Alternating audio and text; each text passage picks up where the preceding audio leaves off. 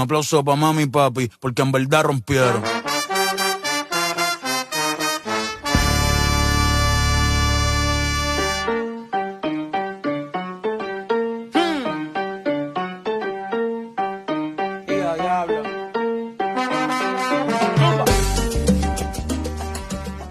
Hi guys, I'm Brianna and this is Eugenia.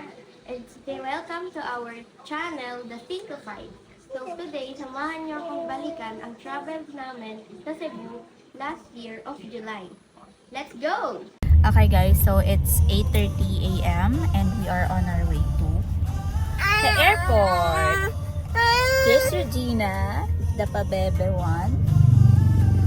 Lola, ate. Kobe's sleeping.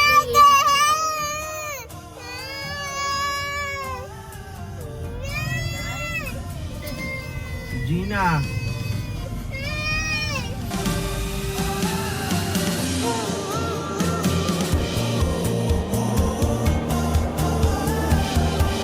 Dumating kami sa Naiya around 12 noon at pagdating namin, nag-check-in kami and waited for our flight. Maya-maya, it was a time to board the plane and start our adventure. Flying is always exciting, especially when you know na may bagong place na i-explore.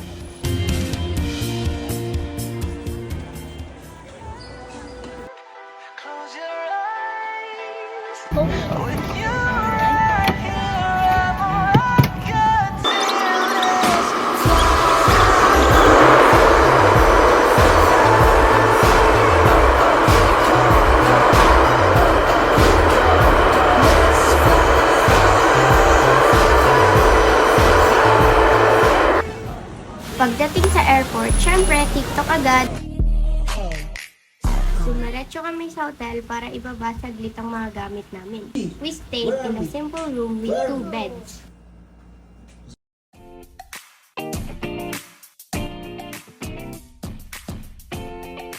Later that night, lumabas kami to explore and we went to Sugbo Mercado. Ang daming food stalls and sobrang lively ng place. There were so many different food to choose from. Kaya naglakad-lakad muna kami habang nagde-decide kung ano gusto naming kainin.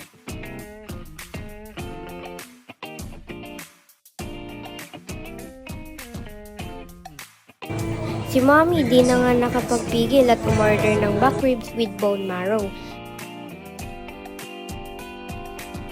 We spent the night enjoying the food, the vibes of the place, and of course spending time together as a family. It was a really fun way to end our first day in Cebu. And that's it for our first day. I-share ko naman sa inyo ang day 2 ng Cebu trip namin. This day was dedicated to our Cebu City tour. Hi guys! We're here at Cebu and our first stop is Temple of Leia.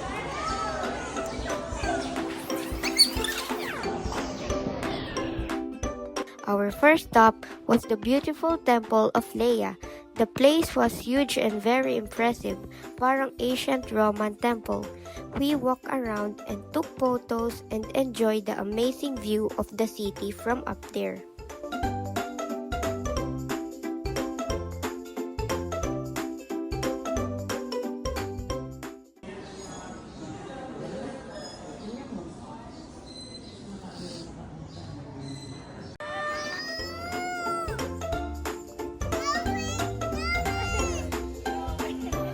That we headed to Sirao Garden.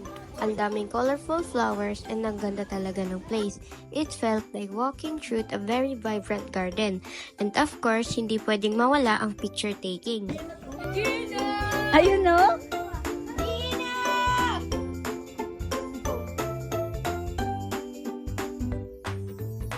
Naka-video kayo ba?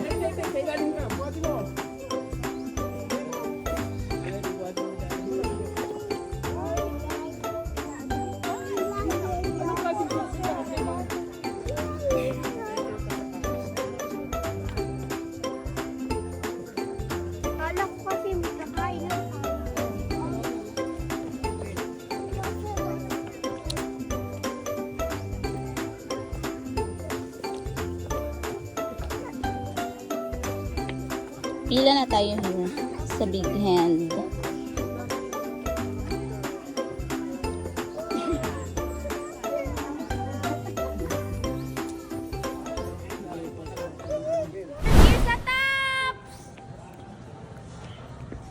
next stop was Tops. From there, we got to see a breathtaking view of Cebu City from above. It was a really nice just standing there, enjoying the cool breeze and beautiful scenery. Bobby, say Cebu! Ate! Cebu! Regina! Regina!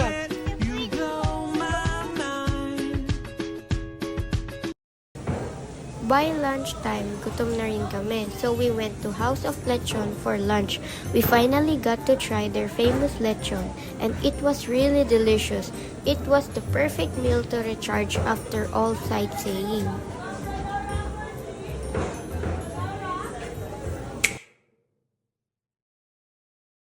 After lunch, bumisita kami sa isang ancestral house where we got to see a glimpse of Cebu history and culture. It was interesting to see the old architecture and learn a bit about the past. Bobby.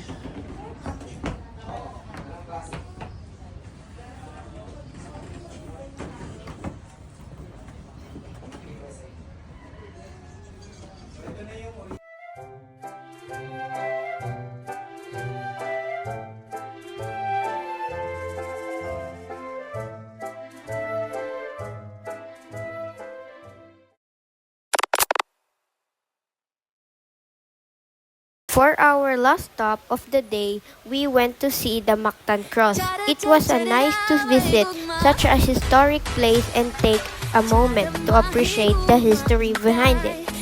It was a full day of exploring, learning, and of course spending time together as a family.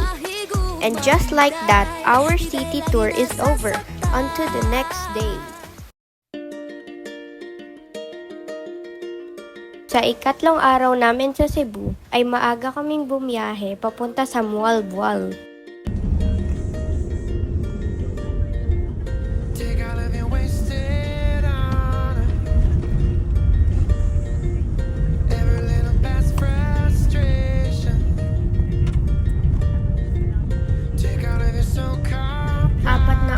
Ang naging biyahe mula sa Mactan hanggang sa Mualboal. Mahaba ang biyahe pero maganda ang tanawin dahil karamihan ng kalsada ay nasa tabing dagat.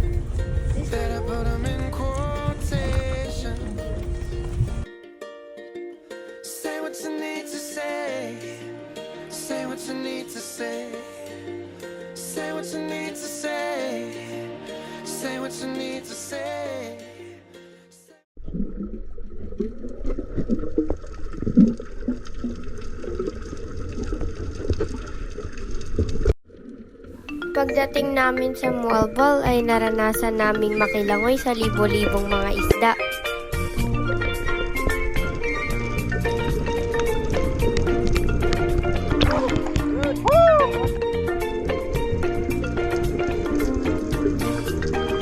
Meron pang meet and greet sa mga tropa nating pawikan. Bawal silang hawakan pero pwede silang kawayan. Grabing experience yun. Parang naranasan kong maging sirena for a moment. Charot! Pagkagaling sa Mualboal ay dumiretso kami sa Kawasan Falls.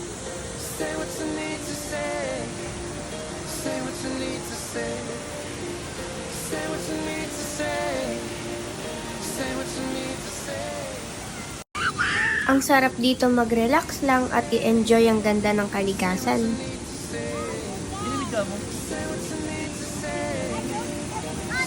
Yes! Wow!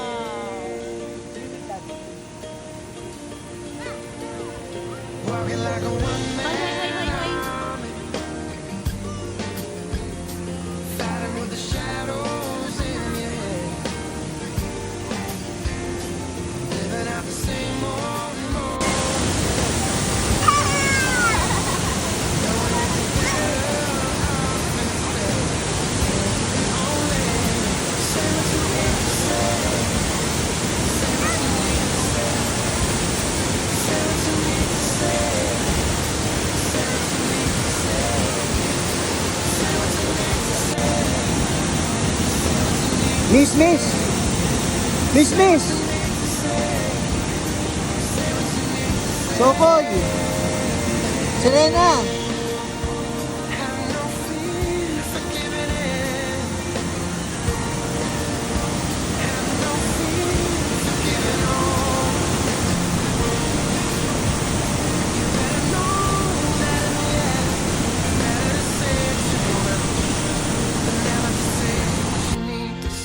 Meron palang 2 kilometers na trekking papunta at pabalik ng Kawasan Falls, pero sobrang worth it dahil talaga namang napakaganda ng lugar. Pagkatapos namin magbanlaw ay dumiretso na kami sa aming tutuluyan sa Oslob. Maaga kaming maghapunan dahil maaga rin ang activity namin kinabukasan.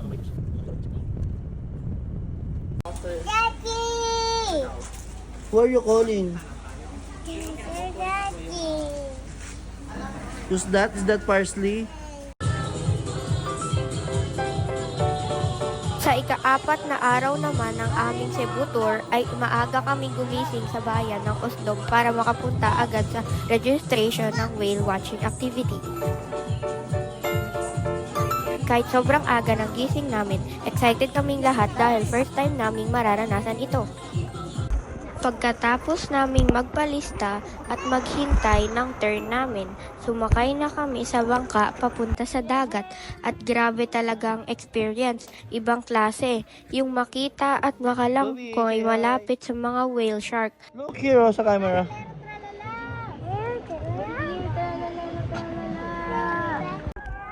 Napakalaki nila pero sobrang kalmado lang nilang lumangoy sa tubig.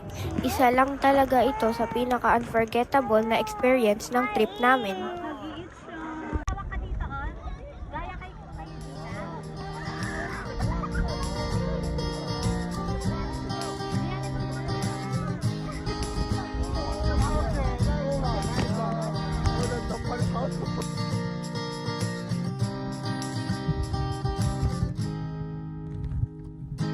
Tired of fitting in, wanna do something well different. I'm thinking brand new thoughts, so futuristic. I'ma take time out, gotta get my mind right somehow. Awakening the force, feeling mystical. You've been on my line, I stay busy grinding. I ain't got the time, got business to be. Pagkatapos ng whale shark experience, naghabol naman kami papunta sa Tumalog Falls.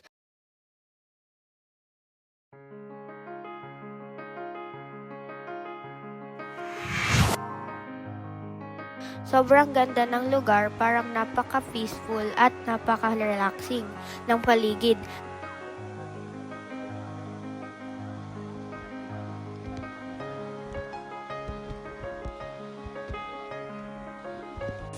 Habang nag-e-enjoy kami sa view, ang parents naman namin hindi nagpahuli at nag-couple photoshoot pa. Ipaglalaban ko, tahanan mo ako, di magbabago yun. At pag ika'y nawawala, tingin ka lang sa aking mata. Pagmamahal sa'yo, di mauubos yun. Sunod naman, tumawid kami papunta sa Sumilon Island para mag-swimming. Ang linaw ng tubig at sobrang ganda ng beach. Doon kami nag-relax, nag-enjoy sa tubig at nag-spend ng quality time together. Kobe versus Mami, race, round 1, game. Go Kobe! Go Kobe, you can do it, babe. Huwag mo siyang hawakan. Go Kobe! Go Kobe! Go Kobe! Go Kobe! Yehey! Win Kobe!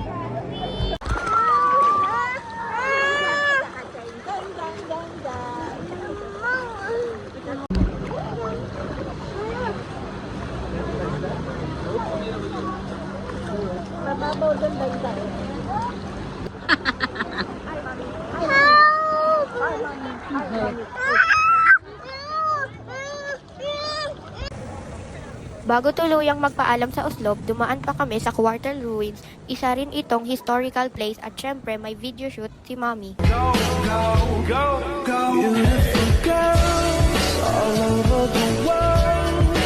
I could be chasing, but my time would be wasted. They got nothing on you. Nothing on you, babe.